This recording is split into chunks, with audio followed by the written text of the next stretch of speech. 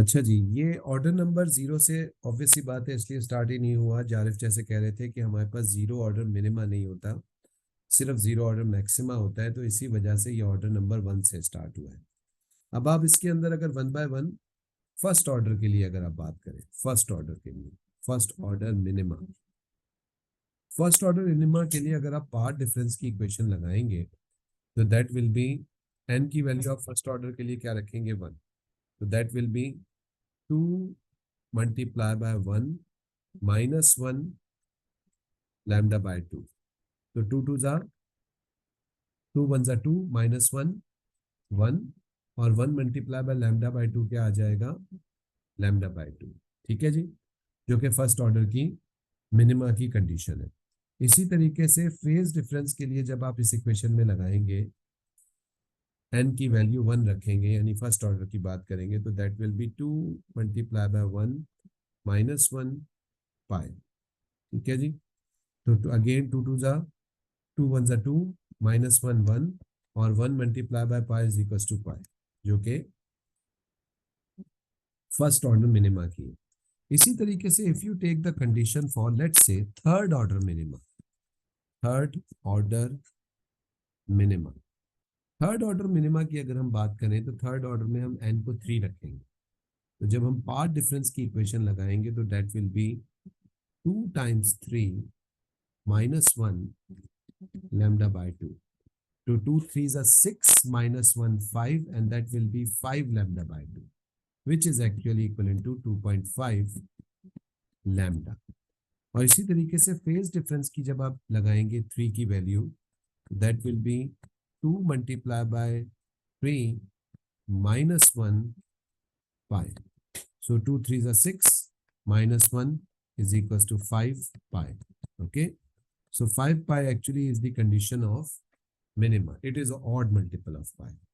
So इस तरीके से these equations are applicable, and then you can find out its order number by using the order number, the phase difference or the part difference. Okay.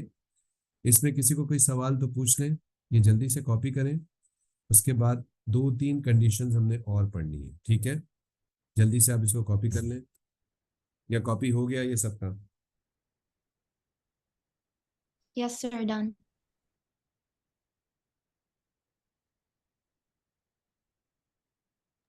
Ji sir, हो गया। जी, Asad, Zarif, Zaid, Fariha, हुदा, हिमाद। जी sir, हो गया मेरा। ठीक है जारिफ। That's sir. अच्छा हो गया। हुदा, Zaid,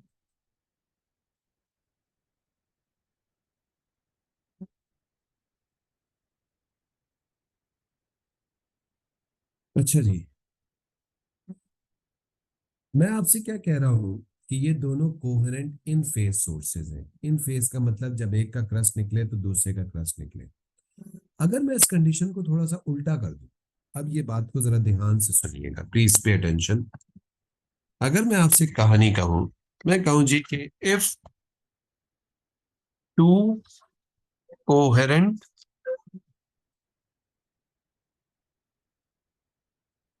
sources are 180 degree out of phase to each other from starting। तो बिगनिंग से, बिल्कुल स्टार्टिंग से, दोनों वेव्स जो हैं उनके दरमियान में शुरू में ही 180 डिग्री आउट ऑफ फेज का फेज डिफरेंस आ गया। मतलब ये वो सोर्स 1 है S1, ये सोर्स S2 है। कंसिडर करें ये वो सेंटर पॉइंट है ए, जिसपे पहले क्या बना था, मैक्सिमा। अब आपके पास S1 से वेव ए की तरफ ट्रेवल करेगी, S2 से भी वेव ए की तरफ ट्रेवल करेगी। S1 से आने वाली वेव का लेट से क्रस्ट निकला 1 लैम्डा 2 लैम्डा, 2 लैम्डा की वेवलेंथ वहां पहुंची। लेकिन S2 से आने वाली वेव का क्रस्ट की बजाय ट्रफ निकला, क्योंकि दोनों के दरमियान में 180 डिग्री आउट ऑफ फेज का फेज डिफरेंस है। तो अब मुझे बताइए कि आपको सेंटर पॉइंट पे मैक्सिमा मिलेगा या मिनिमा मिलेगा?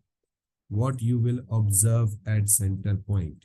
Will you observe maxima or will you observe minima? दिखने में गौर से देखिए, एक का क्रस्ट दूसरे के ट्रफ पे गिर रहा है, ऑल्दो दोनों ने 1 लैम्डा 2 लैम्डा का डिफरेंस किया है, 1 लैम्डा 2 लैम्डा का पाथ है दोनों के दरमियान में, लेकिन उसके बावजूद एक का क्रस्ट दूसरे के ट्रफ पे गिरा है, क्योंकि स्टार्टिंग में इसका फेज 180 था, इसका 0 था, या इसका क्रस्ट निकला तो ऑन द सेम टाइम इसका ट्रफ निकला।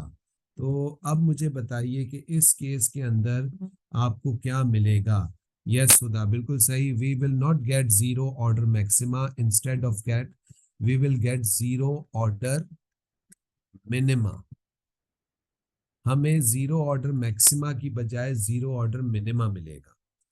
इसके ऊपर बी पॉइंट पे, इसके ऊपर बी पॉइंट पे या इसके नीचे बी पॉइंट पे, अब मुझे बताइए क्या आपको दोबारा मिनिमा मिलेगा या मैक्सिमा मिलेगा?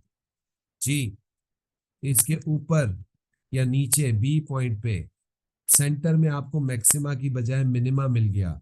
अब आपको ऊपर या नीचे क्या आपको दोबारा फर्स्ट ऑर्डर मिनिमा मिलेगा या आपकी दफा आपको फर्स्ट ऑर्डर मैक्सिमा मैक्सिमा मिलेगा? बिल्कुल सही है, फर्स्ट ऑर्डर मैक्सिमा मिल जाएगा। ठीक है, तो नीचे भी फर्स्ट ऑर्डर मैक्सिमा मिलेगा।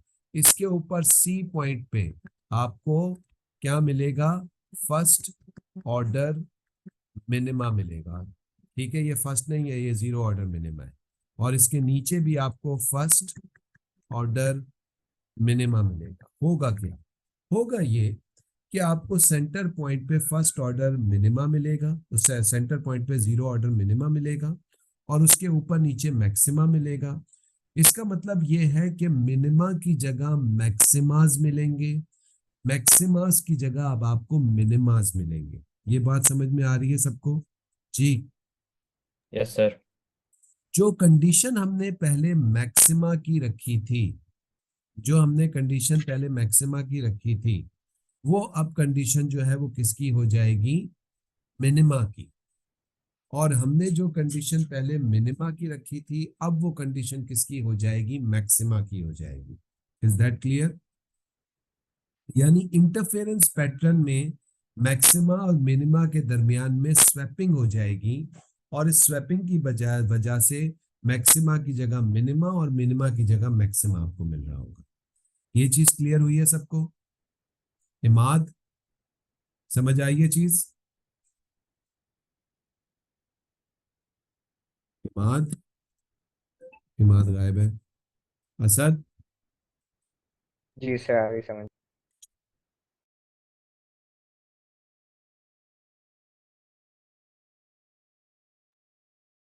जी। फरीहा, इज दैट क्लियर बेटा? Ayesha, Yes, sir. Yes sir. Huda, Zarif, Husaid. Yes sir, clear है। जी सर, क्लियर। अच्छा जी, इसको वर्डिंग में लिख लेते हैं। If two coherent sources are 180 degree out of phase to each other from starting, at center we will observe zero order minima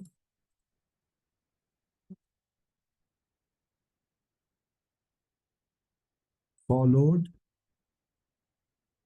by first order maximas on both sides. The interference pattern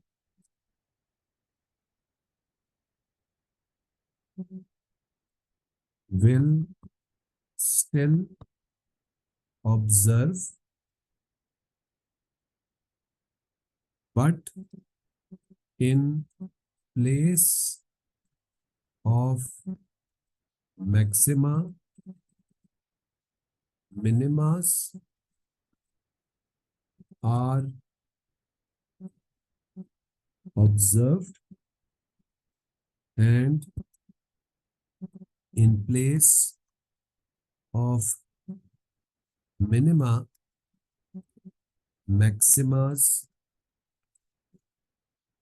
are observed.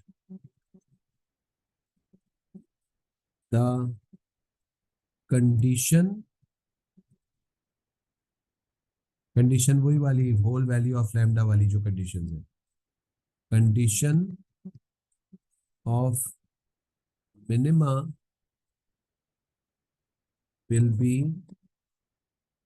for maxima and for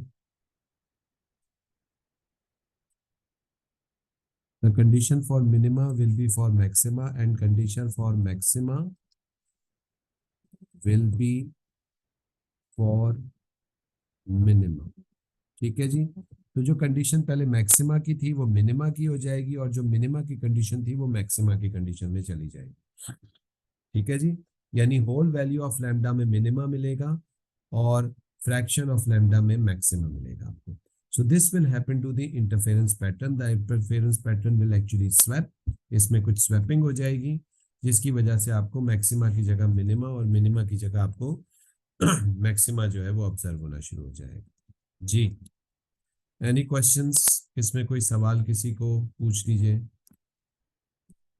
Fariha? Sir ji Zarif. Sir ये method के लिए हम लोग वही same पुराना formula use करेंगे ना जो आपने दिखाया था अभी कुछ देर पहले, जी वही जी सेम बिल्कुल, फॉर्मूला यूज करेंगे. लेकिन उल्टे हो जाएंगे. जो मैक्सिमा की जगह मिनिमा का फॉर्मूला यूज होगा और मिनिमा के लिए मैक्सिमा का फॉर्मूला यूज होगा. ठीक है ना? मैं समझा नहीं सर. जैसे कि अगर हम लोग दोनों waves 180 degree out of phase हो जाएं स्टार्टिंग से ना, तो जो हमने कंडीशन पहले मैक्सिमा के लिए बनाई थी, यानी हमने ये कहा था कि दोनों वेव्स जो हैं 180 डिग्री आउट ऑफ फेज हैं, या हमने ये बोला था कि होल क्या कंडीशन बनाई थी कि होल वैल्यू ऑफ लैम्डा अगर होगा तो कंस्ट्रक्टिव होगा. तो अब हम कहेंगे अगर होल वैल्यू ऑफ लैम्डा होगा तो डिस्ट्रक्टिव होगा. ठीक है? और अगर फ्रैक्शन ऑफ लैम्डा होगा तो कंस्ट्रक्टिव होगा. यानी जो हमने पहले मैक्सिमा के फॉर्मूला बनाए थे जारिफ, अब वो मिनिमा के फॉर्मूले बन जाएंगे और जो मिनिमा के फॉर्मूले बनाए थे वो मैक्सिमा के बन जाएंगे.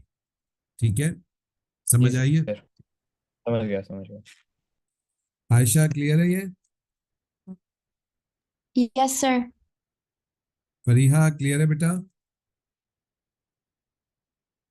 जी सर. कॉपी हो गया ये?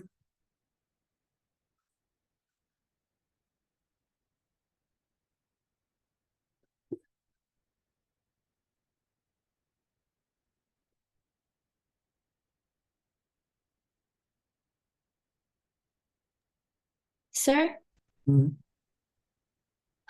जब क्लास का टाइम खत्म हो जाएगा तो फिर sir if you free can you like revise the topics that we have done before, because कल हमारा फिजिक्स का एग्जाम है एंड उसमें सारे टॉपिक्स आ रहे हैं. तो if you can just do questions on the topics you done.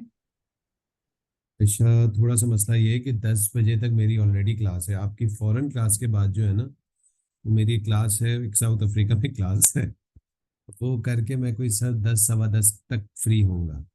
फिर मैं देखता हूँ, इंशाल्लाह पॉसिबल होता है तो मैं ज़रूर कर लेता हूँ. कल एग्जाम कौन कौन से टॉपिक्स का, वो मतलब सबका ही आ रहा होगा मेरे ख्याल है, फुल सिलेबस आ रहा होगा आप लोगों momentum, work, energy, power, kinematics, का? वेव्स एंड इलेक्ट्रिसिटी सारा. अच्छा अच्छा, चले मैं इसके बाद कोशिश करता हूँ, अगर सवा 10 बजे तक मैं फ्री हो जाता हूँ ना तो फिर मैं उसके बाद आप लोगों को बता देता हूँ. ठीक है? Yes sir. जी, ये कॉपी हुआ है बच्चों?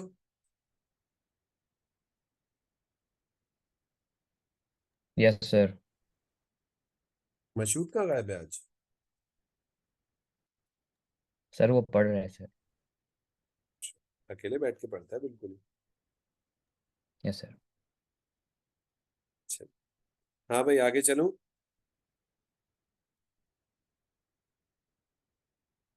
Yes sir, done. Fariya, Asad, copy हो गया बेटा? Zaid, yes sir. Husaid, yes sir. अच्छा जी, जी सर हो गया बात। अब ये तो हमने साउंड वेव की इंटरफेरेंस पढ़ी। लेट्स से अगर हमारे पास रिपल टैंक के अंदर दो डिपर्स होते और हम उन डिपर्स की इंटरफेरेंस कर रहे होते, यानी हम वाटर वेव्स की इंटरफेरेंस कर रहे होते, तो वाटर वेव की इंटरफेरेंस कैसे हो रही होती? ठीक है, वीडियो नजर आ रही है आपको? जी। Yes sir. तो आपके पास पानी के अंदर दो डिपर्स हैं और ये डिपर्स जो है ये वाइब्रेट कर रहे हैं और वाइब्रेशन की वजह से ये वाटर में वेव्स प्रोड्यूस कर रहे हैं, जिसकी वजह से यहाँ पे भी इंटरफेरेंस पैटर्न जो है वो जनरेट हो रहा है। ठीक है ना?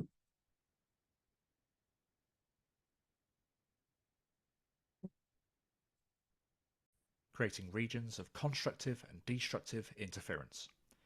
Before we get into the details, let's see how this experiment is set up. The ripple tank tray, bordered in blue, is placed on a bench with 3 pillars fitted on top.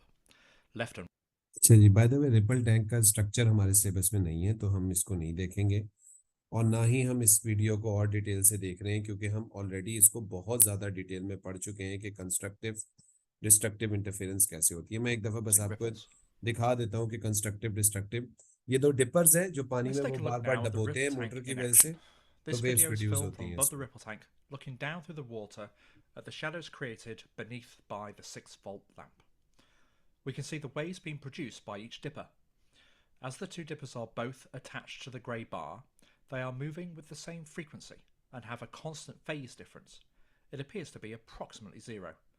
As a result, the 2 dippers are coherent sources and can form an interference pattern. If we slow the video down, we can see in more detail the movement of the individual waves as they move radially outward. Light blue arcs have been added to show the movement of a pair of wavefronts. It can be seen that as they propagate outwards, the 2 waves superpose, and where they overlap, undergo constructive interference. The points at which these occur are highlighted with small red circles. If we follow these points, we can see that they fall along a line where constructive interference is taking place. अच्छा जी, by the वे ये हम बहुत detail में already पढ़ चुके हैं constructive destructive interferences को, कंस्ट्रक्टिव क्यों होती है, डिस्ट्रक्टिव क्यों होती है। ठीक है जी, आ जाइए ज़रा इसके ऊपर थोड़ा सा सवाल कर लेते हैं। ठीक है जी, लेट्स डू अ क्वेश्चन। ये एक सवाल आपके सामने मैंने खोला है। This is a question of February March 2016, 2016 का फरवरी मार्च का एक सवाल है। क्वेश्चन नंबर 4 है, उसके अंदर सवाल कुछ ऐसे स्टार्ट किया है। सवाल दिख रहा है सबको? Yes, sir. तो सवाल जो दिखा रहे हैं वो ये कह रहे हैं, by reference to the direction of propagation of energy what is meant by transverse wave. Transverse wave क्या होती है, याद है आप लोगों को? जी, पढ़ाई थी मैंने transverse wave. Perpendicular to the direction of propagation of it. बिल्कुल सही। The wave in which the motion of the medium is perpendicular to the direction of propagation of energy या वेव। ठीक है, that is the definition of transverse wave. State the principle of superposition. Principle of superposition भी लिखवाया था मैंने। क्या होता है भाई principal of superposition?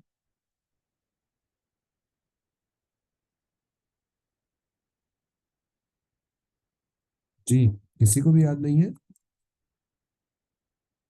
Zarif, Sir, principle. if a particle of a medium is under influence of waves at the same time, the resultant displacement of the particle is the sum of displacement given by each wave. बिल्कुल सही है, शाबाश। ठीक है, बिल्कुल सही है, very good. This is the principle of superposition, good. Circular water waves are produced by vibrating dippers at point P and Q as illustrated in figure 4.1. तो डिपर्स वही रिपल टैंक के अंदर दो डिपर्स हैं, वो वाइब्रेट कर रहे हैं, कोहेरेंट सोर्सेज हैं, P पे और Q पे दो डिपर्स पॉइंट कर रहे हैं। The wave from P along the same amplitude at R as the wave from Q along PR is 4.4 centimeter and distance from QR is 29. The dipper vibrates in phase with a period of 1.5 to produce the wave of 4 centimeters per second. Determine the wavelength of the wave. Wavelength का क्या formula बताया था इन्होंने आपको? Period दिया हुआ है, speed दी हुई है, आपको मैंने वेवलेंथ कैलकुलेट करने का एक फॉर्मूला ये भी पढ़ाया था, v is equals to lambda over T, याद है? तो लैम्डा किसके बराबर होगा? v इंटू टी के, that is simply equivalent to v कितना है? 4 टाइम्स 10 टू द पावर -2, नहीं करें, सेंटीमीटर में मांगा, लीव इट।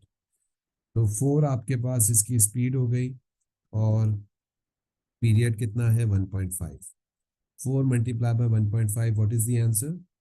6. 6 सेंटीमीटर्स। तो आपके पास ये जो वेव है इसकी वेवलेंथ कितनी है? 6 सेंटीमीटर्स है, ठीक है। अच्छा जी, दैट्स वेरी सिंपल, ये बहुत सिंपल सा सवाल था। आगे क्या फरमा रहा है? By reference to the direction, by reference to the distance PR and QR, explain why the water are at rest at point R। तो PR और QR को देखते हुए ये बताइए कि पॉइंट R पे वाटर रेस्ट में क्यों? जारिफ साहब, P से R तक जो वेव ट्रेवल हुई है उसने कितना डिस्टेंस ट्रेवल किया है? 44 सेंटीमीटर। Q से R तक जो वेव ट्रेवल हुई है उसने कितना डिस्टेंस ट्रेवल किया है? 29 सेंटीमीटर। क्या आप मुझे बता सकते हैं कि इन दोनों में डिफरेंस कितना है? डिफरेंस इन डिस्टेंस जी। Sir, 15. 44 minus 29 is equals to 15.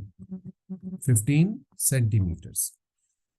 15 centimetres का डिफरेंस है, लेकिन क्या आप मुझे ये डिफरेंस वेवलेंथ की फॉर्म में या पाथ डिफरेंस की टर्म में दे सकते हैं? तो पाथ डिफरेंस की टर्म में मुझे अगर चाहिए पाथ डिफरेंस, तो पाथ डिफरेंस के लिए मैं क्या करूंगा? इस वैल्यू को जो डिफरेंस इन डिस्टेंस आया है उससे किसको डिवाइड कर दूंगा? लैम्डा से। तो 15 डिवाइडेड बाय लैम्डा अभी हमने निकाला है 6, क्या वैल्यू आती है? 2.5. 2.5। 2.5 लैम्डा का मतलब ये है कि ये किसकी कंडीशन है? क्या ये कंस्ट्रक्टिव इंटरफेरेंस की कंडीशन है या ये डिस्ट्रक्टिव इंटरफेरेंस की कंडीशन है? जी, Destructive. डिस्ट्रक्टिव है ना, क्योंकि फ्रैक्शन ऑफ लैम्डा में आ रहा है ना। जारिफ, आयशा, समझ आ रही है बात? Asad, Yes, sir. जी सर. तो क्योंकि हमारे पास दोनों वेव्स में यहाँ पे ढाई ढाई लैम्डा का या 2.5 लैम्डा का या 5/2 लैम्डा का पार्ट डिफरेंस आ रहा है, which is actually the condition for destructive interference. क्योंकि फरिया उसने स्टार्ट में हमें क्या बोला है कि ये दोनों वेव्स कैसी हैं? इन फेज है ना? तो इन फेज के लिए जो हमने स्टार्टिंग में बात पढ़ी थी 180 डिग्री आउट ऑफ फेज का, वो एक छोटा सा पॉइंट पूछता है, वो कैलकुलेशन नहीं आती है आपके सिलेबस में, ठीक है ना? ज्यादातर कहानी इन फेज की चल रही होती है, ठीक है बच्चों, सुन रहे हो सारे? तो क्योंकि यहाँ पे Yes. इन फेज वेव्स है और कंडीशन 2.5 लैम्डा की आ रही है, तो इसका मतलब है यहाँ पे जो आपके पास वेव होगी वो डिस्ट्रक्टिव इंटरफेरेंस हो रही होगी। एक्सप्लेन कैसे करेंगे आप?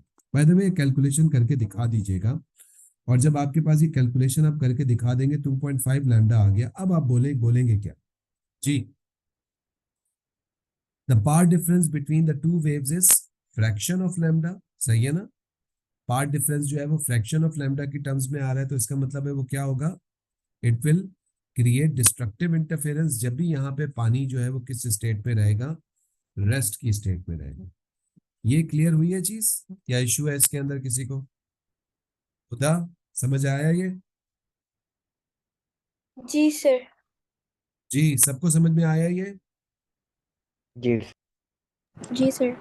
जारिफ, क्लियर हुआ है? Yes, sir. Ayesha, Yes, sir. ठीक है बेटा, अगर क्लियर हो गया तो जरा ये वाला भी सवाल समझा दो मुझे। दूसरा सवाल दिख रहा है आप लोगों को? जी। Yes. An arrangement that is used to demonstrate the interference of the water on the surface, the waves on the water, is shown in figure 7.2. खुदा, बेटा दो डिपर्स हैं, दोनों डिपर से ए पे भी वेव जा रही है और बी पे भी वेव जा रही है, सही है ना? The two tippers are connected to a motor, a DC power supply. Initially, D1 and D2 vibrates to produce wave.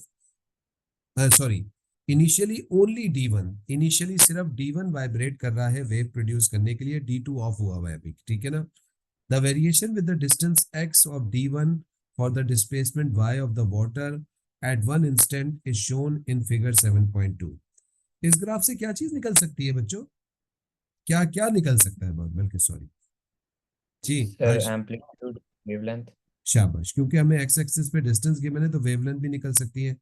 कितनी वेवलेंथ है जारिफ इसकी?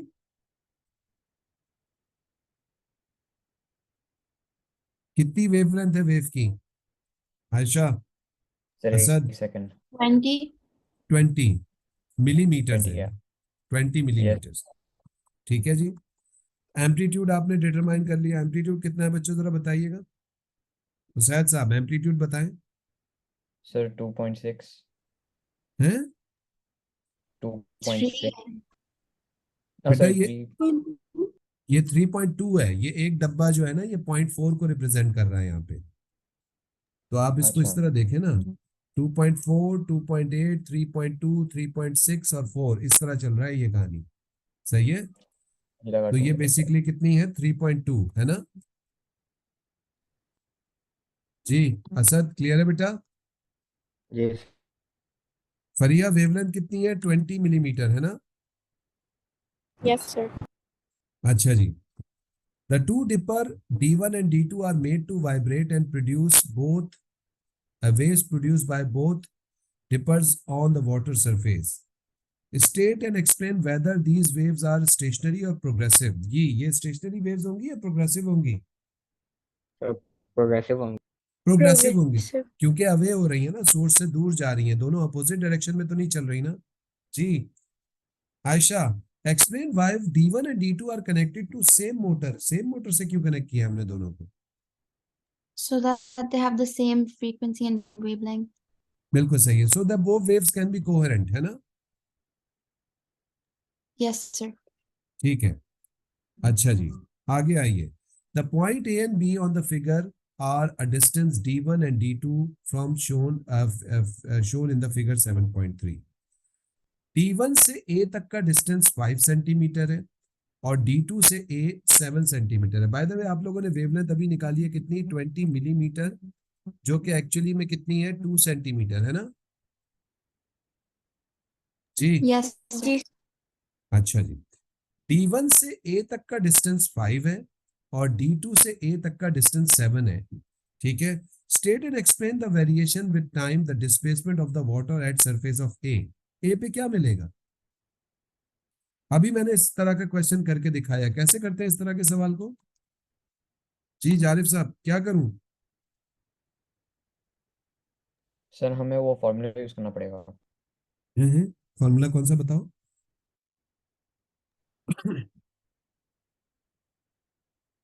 बेटा D1 से जो वेव A तक गई है उसने कितना डिस्टेंस ट्रेवल किया जारिफ? 5।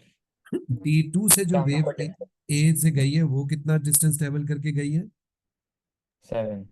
तो हम क्या करेंगे अब इन दोनों का डिफरेंस इन डिस्टेंस निकालेंगे, है ना। Difference in distance Asad, difference in distance कैसे निकलेगा? 7 माइनस 5 क्या आ रहा है डिफरेंस इन डिस्टेंस? 2। 2 सेंटीमीटर। अब इसको आप डेल्टा डी की टर्म्स में ले जाना है तो 2 को वेवलेंथ से डिवाइड कर दे। वेवलेंथ भी कितनी है? 2। तो क्या वैल्यू आ रही है? 1। 1 लैम्डा जी। ये 1 सर लैम्डा ये मिलीमीटर है तो 10⁻³ के साथ नहीं इसको मल्टीप्लाई करेंगे। क्या चीज बेटे? जी सर 10 टू द पावर -3 करोगे बच्चे तो वो किस में कन्वर्ट हो जाएगा? मीटर्स में। हाँ, लेकिन हमें यहाँ पे पार्ट डिफरेंसेस किस में गिवन है? सेंटीमीटर्स में। ठीक है ना। इतना तो पता है ना कि 10 मिलीमीटर 1 सेंटीमीटर के बराबर होते हैं ना। जी सर। तो 20 मिलीमीटर कितने के बराबर होगा? 2 सेंटीमीटर के बराबर होगा ना। जी सर मैं कंफ्यूज हो गई थी। कोई बात सर नहीं। लेकिन अगर क्वेश्चन हम लोग को बोले कि बेस यूनिट्स में सॉल्व करना है तो फिर सेम आंसर आएगा ना, अगर हम लोग मल्टीप्लाई बाय 10⁻³ करें। तो फिर बेटा D1A और D2A वाली जो डिस्टेंस है उसको भी 10 टू द पावर -2 से मल्टीप्लाई कर लेना, क्योंकि फिर दोनों ही बेस यूनिट में होने चाहिए। जी सर। ठीक है जी। लेकिन यहाँ पे बेस यूनिट की कहानी नहीं है, क्योंकि आंसर नहीं निकालना, बताना है। ठीक है, यहाँ वेरिएशन क्या होगी। ठीक है आयशा, 1 लैम्डा का पार्ट डिफरेंस आ रहा है। 1 लैम्डा का पार्ट डिफरेंस कंस्ट्रक्टिव इंटरफेरेंस की कंडीशन है या डिस्ट्रक्टिव की? Destructive है Constructive, or sir. constructive? Constructive की है ना, होल वैल्यू ऑफ लैम्डा है ना Ayesha. Oh, yes, sir. 1 lambda, 2 lambda, 3 lambda, whole value of lambda constructive, 0.5 lambda, 1.5 lambda, 2.5 lambda destructive. तो ये तो कंस्ट्रक्टिव की है ना कंडीशन, है भाई? Yes, sir. ठीक है, अच्छा जी। आयशा नेक्स्ट पार्ट बताओ, बी पे क्या ऑब्जर्व होगा? T1 से B तक जो वेव गई है उसने 5 सेंटीमीटर ट्रेवल किया है, और D2 से B तक जो वेव गई है उसने 6 सेंटीमीटर ट्रेवल किया है। डिफरेंस इन डिस्टेंस कितना है? 1 1 सेंटीमीटर। वेवलेंथ कितनी है बेटा? 2 सेंटीमीटर। जरा निकालो जरा, पार्ट डिफरेंस कितना आ रहा है? 1 डिवाइडेड बाय 2, क्या आंसर आ रहा है? 0.5 0.5 0.5 लैम्डा किसकी कंडीशन होती है, कंस्ट्रक्टिव की या डिस्ट्रक्टिव की? destructive. डिस्ट्रक्टिव की कंडीशन है। क्या बोलोगी, बी पे क्या ऑब्जर्व होगा? The water will be remain stationary at B, जबकि ए के ऊपर जो है आप कहोगे वाटर इज वाइब्रेट या वाटर विल वाइब्रेट, पानी वाइब्रेट करेगा। समझ आइए बात? Yes, sir. तो ये चीज अपने दिमाग में बिठा के चलिए। 1 lambda, 2 lambda, 3 lambda constructive, 0.5 lambda, 2.5 lambda, 1.5 lambda destructive, 2 pi, 4 pi, 6 pi constructive, even multiple of pi, 1 pi, 3 pi, 5 pi, 7 pi destructive. इस तरीके से आपसे सवाल पूछता है ये, ठीक है जी। ये सवाल कंस्ट्रक्टिव डिस्ट्रक्टिव इंटरफेरेंस का जो मुझे लास्ट नजर आया है 2019 में नजर आया इस तरीके का सवाल, उसके बाद इसने ये सवाल नहीं किया है। हो सकता है, पॉसिबिलिटी है कि ये इस साल इस सवाल को करे, ठीक है। कौन से वेरिएंट में करे आई डोंट नो, मुझे ऐसा लगता है ये हो सकता है ये सवाल इस साल, ठीक है। तो इस चीज को ध्यान से देख लीजिएगा, और यही कंडीशंस अगर आप जब तक नहीं समझोगे तब तक आपको इंटरफेरेंस पैटर्न नहीं समझ में आएगा, ठीक है जी। अभी भी इश्यू है किसी को, बताइए, कोई सवाल है किसी को? बैटरी सबकी लो No, हो sir. चुकी है ना? फरीहा बेटा, एनी क्वेश्चन? हसद? No, sir. No, sir. ठीक है जी। अच्छा जी, बैटरी सबकी डाउन हो चुकी है, ठीक है ना। चले भाई, आज यहाँ रोकते हैं, मेरी अभी क्लास भी है 9:20 के ऊपर, एक और क्लास स्टार्ट है, ठीक है जी। मैं फ्री होके फिर कोशिश करता हूँ मैं तुम लोगों को कांटेक्ट करूँ, ठीक है ना। जी सर, बस Yes, रिवीजन के लिए थोड़ा बहुत क्वेश्चन पास पेपर क्वेश्चन सॉल्व करने तो एक आइडिया मिल जाता है वही। तुम लोग स्टार्ट तो करो ना कम से कम क्वेश्चन, फिर जो क्यूरीज है फिर वो मुझसे पूछ लेना, ठीक है। Okay sir. अक्टूबर नवंबर 2022 के क्वेश्चन पेपर सॉल्व करो बैठ के, ठीक है ना। ठीक है सर सर। टीचर ने कहा लाइक डिफरेंट डिफरेंट टॉपिक का एक एक बड़ा बड़ा क्वेश्चन दिया हुआ है, लाइक वन क्वेश्चन 8 9 मार्क्स का है, इलेक्ट्रिसिटी का 7 मार्क्स का एक क्वेश्चन दिया हुआ है, तो हाँ तो वो इंटरकनेक्टेड है। यार नए इस पेपर से उठा के दिया होगा ना उन्होंने भी, सिंपल। जी सर, करते हैं।